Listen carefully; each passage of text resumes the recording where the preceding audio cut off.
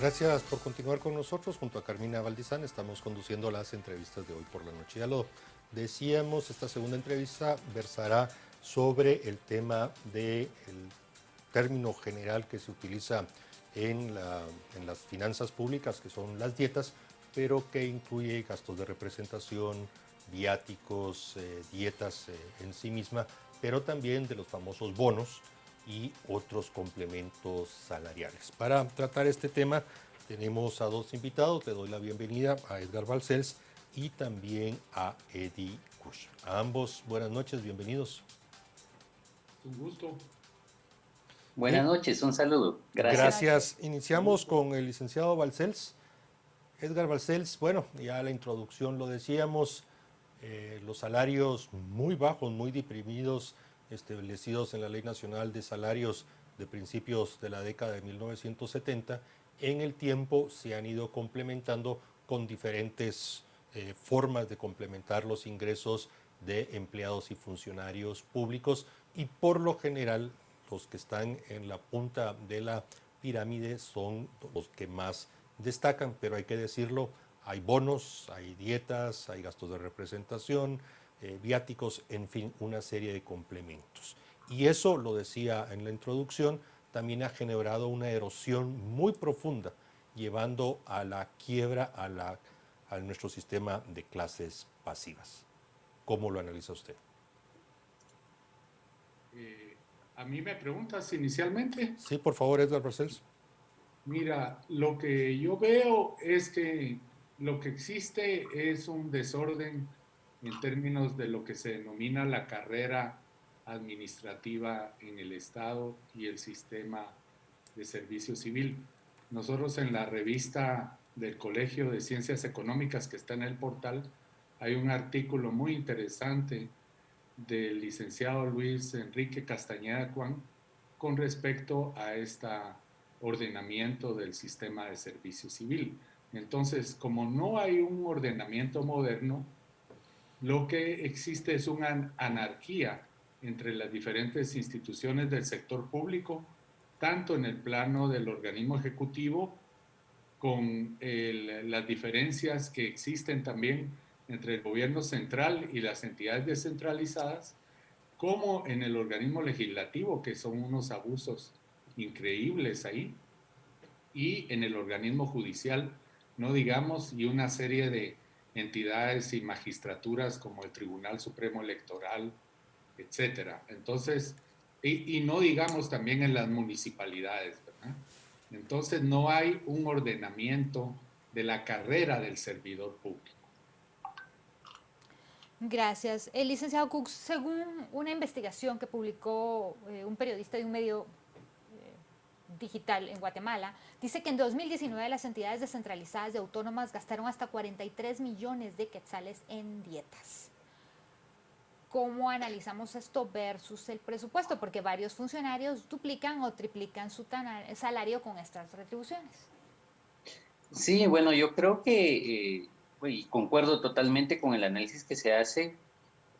Realmente hay un desfase entre lo que tendría que ser una política pública de una carrera del servicio civil, hacer la distinción entre quienes son dignatarios de la nación, quienes son empleados y funcionarios públicos, y es que esas diferencias son determinantes conceptualmente para poder definir quiénes son los que verdaderamente pues, tienen que recibir dietas o recibir algún tipo de beneficio por parte del Estado.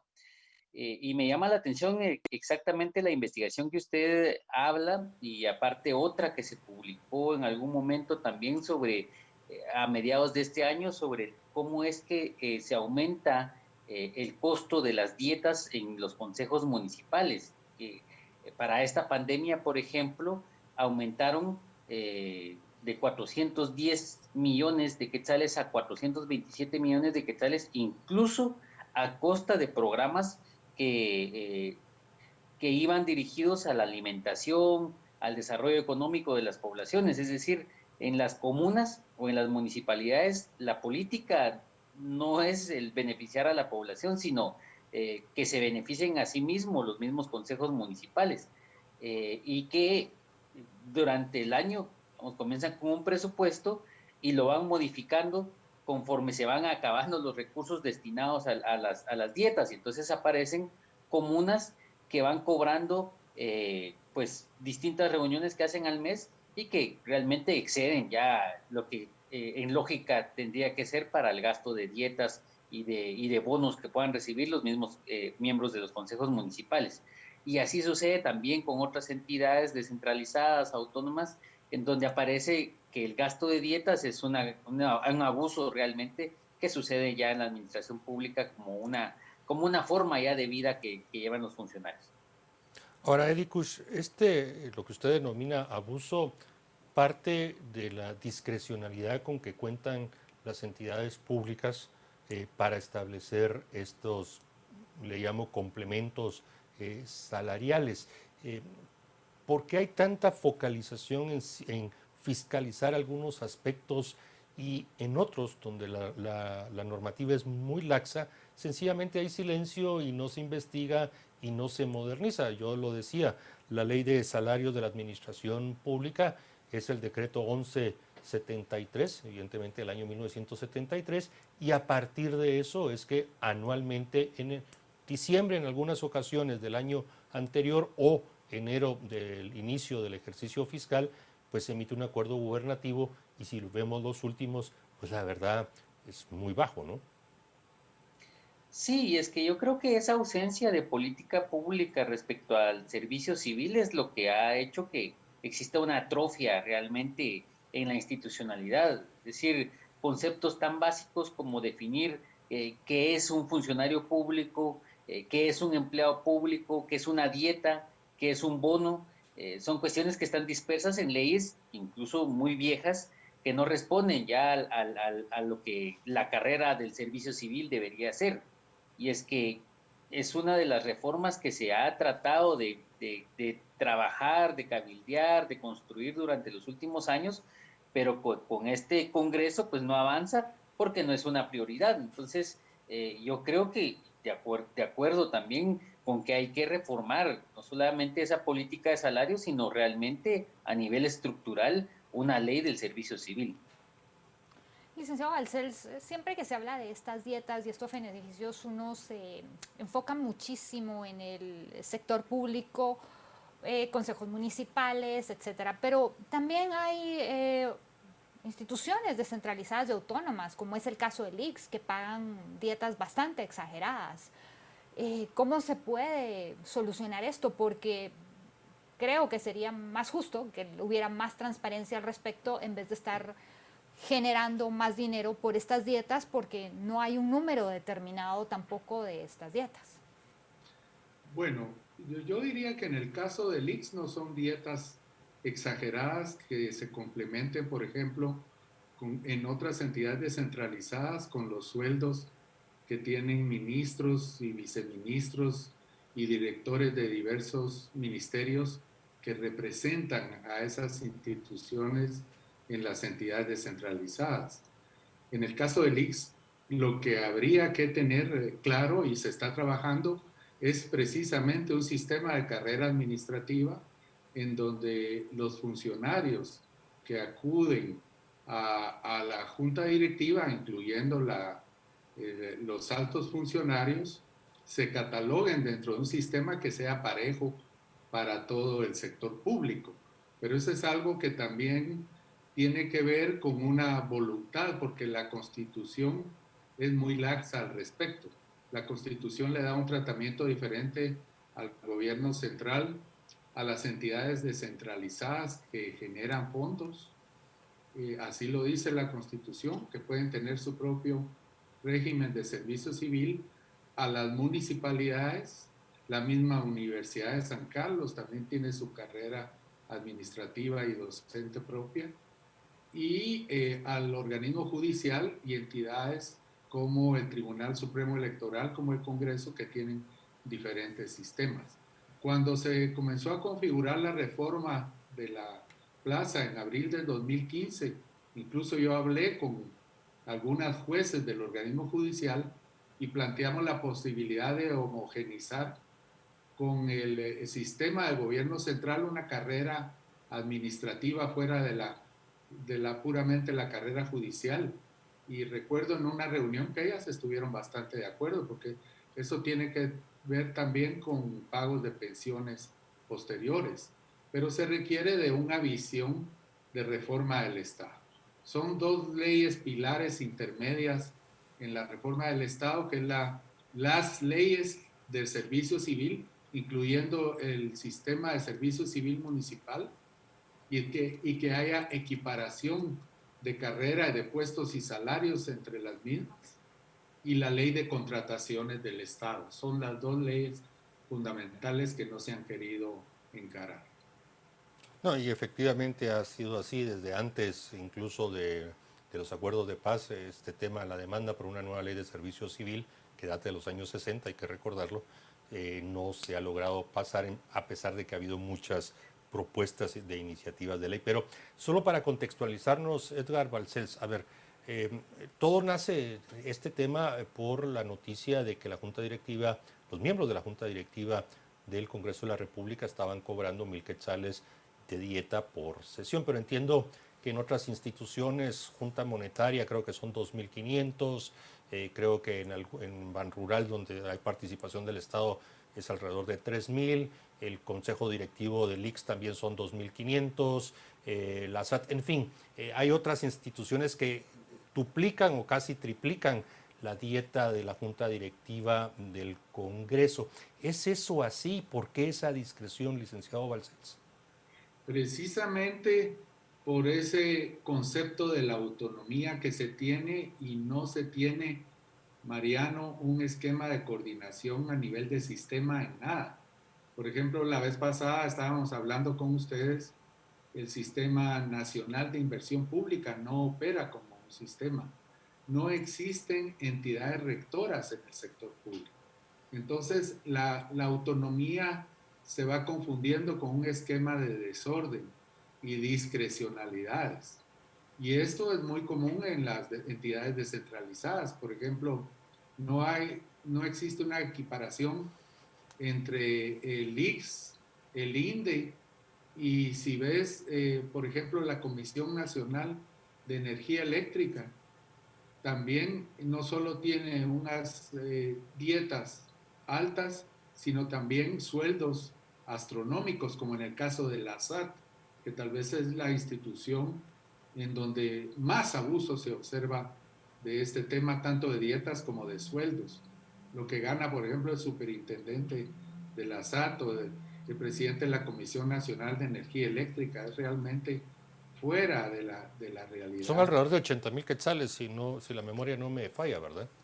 En la Comisión Nacional de Energía Eléctrica, yo te diría que es incluso mayor el sueldo que se tiene. Entonces, eso lo que se observa es que no hay un organismo rector del sistema de sueldos en Guatemala.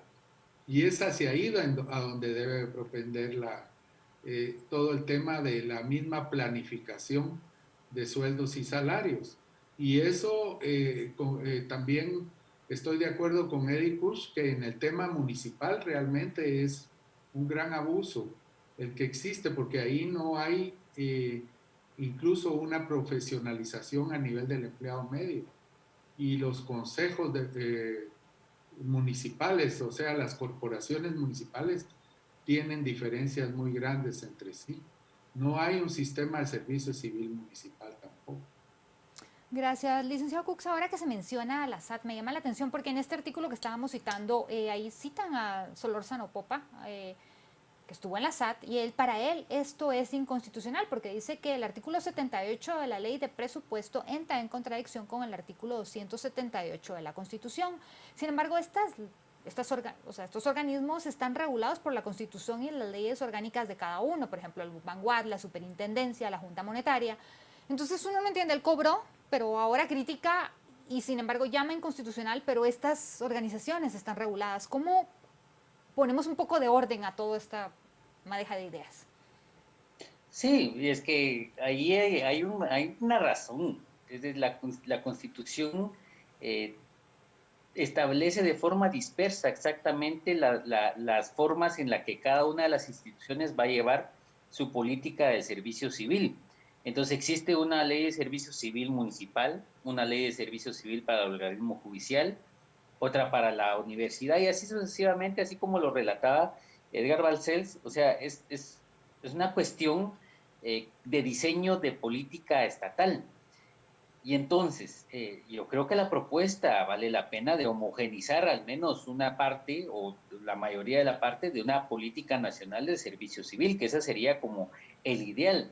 La cuestión es que aquí tenemos que poner de acuerdo intereses y teníamos que poner de acuerdo voluntades políticas de instituciones que realmente muy difícilmente vayan a llegar a puntos en común, como lo es una municipalidad o la ANAM, por ejemplo. Ya conocemos cómo es que tiene su perspectiva, por ejemplo, en este tema, y el gobierno central. Pero entonces yo creo que ahí esa es una cuestión de diseño ya de política estatal.